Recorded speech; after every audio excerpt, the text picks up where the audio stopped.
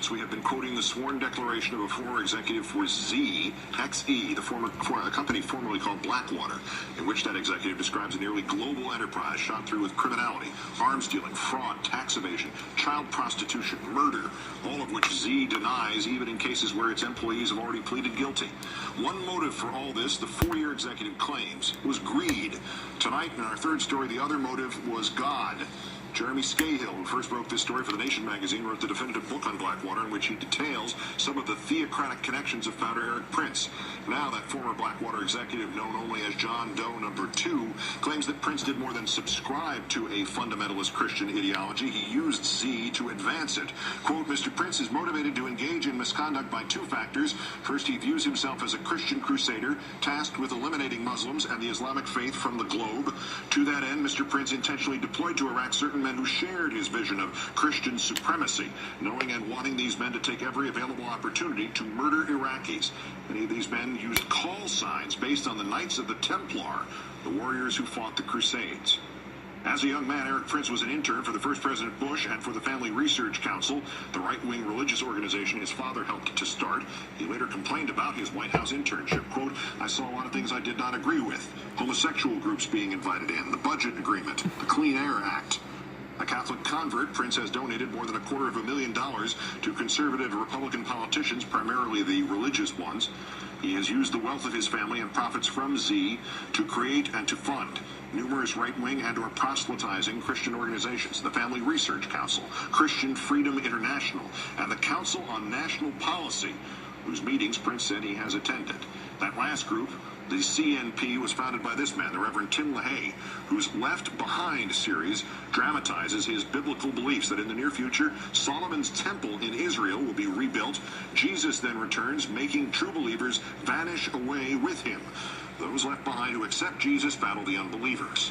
Mr. Prince's devout family values Christianity does not always manifest itself, however, in his behavior. After a Z, then Blackwater plane went down in Afghanistan, Prince argued that legal immunity pertained because companies cannot be sued for the actions of their employees under prevailing Afghanistan law, specifically the Islamic law of Sharia. Prince was interviewed by Suzanne Simons for a new book about him, a book that reports Prince cheated on his first wife, his dying first wife, with their nanny. Simons writes that the nanny attended the funeral while pregnant with Prince's child. Prince did, in his words, the right thing. He married the nanny. At Z, Prince has surrounded himself with like-minded believers like the lobbyist Paul Behrens, board member of Christian Freedom International, and General Counsel COO Joseph Schmitz. As Inspector General at the Pentagon, Mr. Schmitz incorporated the phrase, always under the protection of the Almighty, into the official seal and said, quote, we pride ourselves on our strict adherence to the rule of law under God. He spoke to the Order of Malta, a secretive Catholic group at the Church of Paul Bremer, another conservative Catholic in the Bush administration, and Schmitz essentially exonerated U.S. General William Boykin for turning his mission missionary.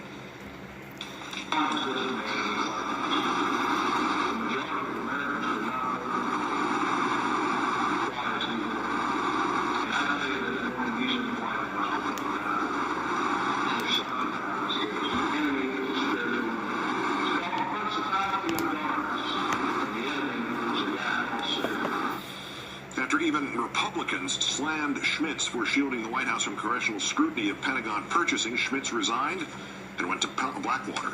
Schmitz not only spoke to the Order of Malta, he is a member. Scahill reports the order is, quote, a Christian militia formed in the 11th century before the First Crusades with the mission of defending territories that the Crusaders had conquered from the Muslims, territories familiar to theocratic minds. This crusade, this war on terrorism,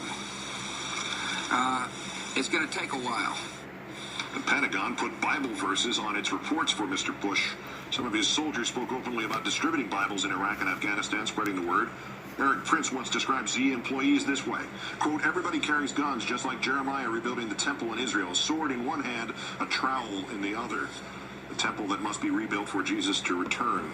Bush officials helped Prince advance his vision. State Department Inspector General Alvin Krongard killed a probe into Z's weapons smuggling, then denied to Congress that his brother was on Z's advisory board.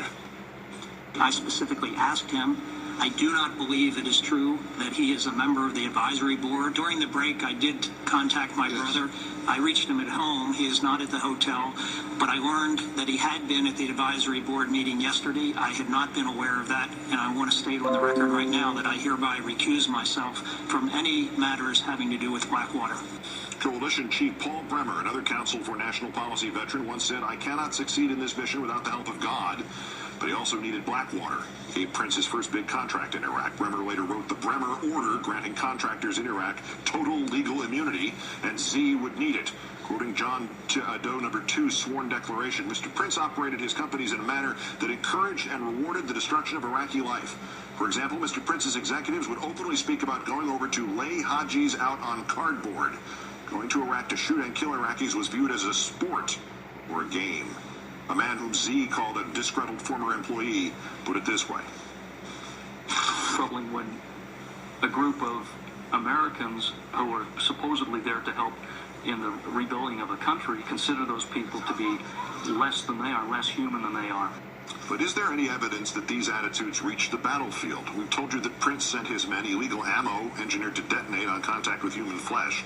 Out of 3 State Department security contractors, Z fired first in its shootouts, more than any other, firing first or being the only side to fire in 84% of shooting incidents. July 1st, 2007, Z shooters allegedly opened up on a minibus, taking 3 families to the airport. Dead, 1 9-year-old boy, his father, his uncle, his mother, trying to shield her 3-month-old daughter. The baby is also dead, shot in the face. February 7th, 2007, Z snipers killed 3 Iraqi government security guards. Iraqi officials confront the shooters, who then joke about it. The State Department defends Z without, according to the Washington Post reporting, interviewing witnesses nor examining the scene. Christmas Eve 2006, a drunken Blackwater employee kills an Iraqi vice president's bodyguard. CNN reports the State Department kept this out of the killer's personnel records. February 16, 2005, Z sprays an Iraqi car with more than 70 bullets, presumably killing the driver. The Z security detail is codenamed Templar 20. The State Department determined Z lied about being fired on, but punishes nobody. Quote, any disciplinary actions would be deemed as lowering the morale of contractors.